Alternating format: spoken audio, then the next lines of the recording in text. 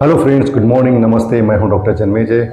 वर्तमान दौर में मेडिकल साइंस में एक इन्वेस्टिगेटिंग टूल्स है एमआरआई, मैग्नेटिक रेजोनेंस इमेजिंग। ये अपने आप में एक अद्भुत क्रांति है साथियों।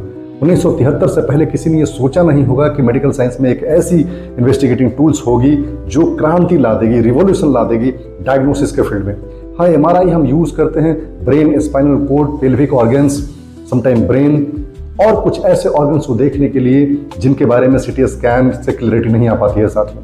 जी हाँ, एमआरआई एक बहुत ही अद्भुत जांच की विधि है, लेकिन इससे जुड़े हुए कुछ काले सच भी हैं, डरावने सच भी हैं साथियों, जिससे आपको परिचित होना बहुत आवश्यक है, क्योंकि इस सच को या इस फैक्ट को नहीं जानने के चलते आपकी जान भी जा सकती है। जी हाँ, आप जानते हैं कि एमआरआई एक ऐसी इन्वेस्टिगेटिंग टूल्स है जो 3 कंपोनेंट्स को यूज करती है। पहला है स्ट्रॉन्ग मैग्नेट, जिसे हम टेस्ला में नापते हैं। दूसरा है रेडियो फ्रीक्वेंसी यानी रेडियो वेव्स जनरेट करने वाला कंपोनेंट। और थर्ड सबसे मोस्ट इंपॉर्टेंट कंप्यूटर है, जो कंपोनेंट है, जो कंप्यूटर कंपोनेंट है, जो रिसीविंग एंड पर होता है साथियों। इन 3 कंपोनेंट्स को असेंबल्ड करके हम एक पिक्चर बनाते हैं, 3D पिक्चर बनाते हैं, जो हमारे शरीर की बीमारियों के बारे में बताता है कि क्या मुश्किलें हैं, कितनी बड़ी मुश्किल है, कहाँ पर ये मुश्किल है साथियों।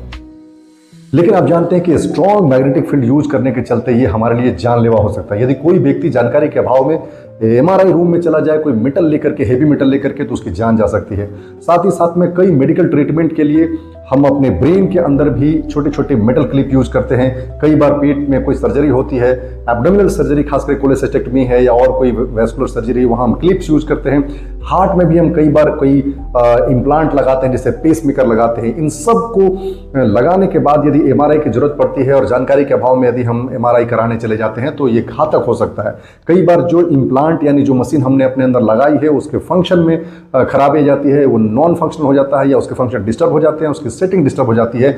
लेकिन यदि हमारे ब्रेन के अंदर एन्यूरिज्म को कंट्रोल करने के लिए, हमारे अंदर खून की नलियों को कंट्रोल करने के लिए यदि हमने कोई वेसल लगाई है तो वो डिसलॉज हो सकता है, ये प्राण घातक हो सकता है। यदि इस तरह की बातें हमें पहले से पता नहीं हो और हमने यदि वहां पहुंच करके जहां जांच कराना है वो सेंटर में भी यदि हमने शेयर नहीं किया कि इस तरह का कोई बात है, तो ये हमारे लिए बहुत ही लीथल, डेडली हो सकता है, जानलेवा हो सकता है साथियों। इसलिए इस महत्वपूर्ण जानकारी को जितना ज़्यादा हो सके लोगों को प्रसारित करें, ताकि हम सुरक्षा के तौर पर इन सब बातों को अपने जीवन में शामिल कर सकें। अपना ख्याल रखें, आगे बढ़ें। बहुत बहुत धन्यवाद।